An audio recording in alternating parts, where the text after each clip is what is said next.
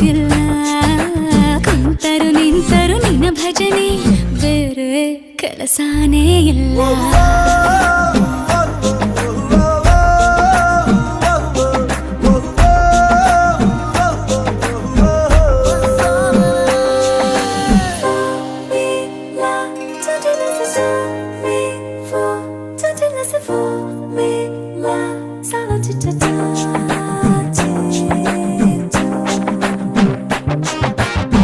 ದಿನ ರಾತ್ರಿಯು ನಿಲ್ಲದೆ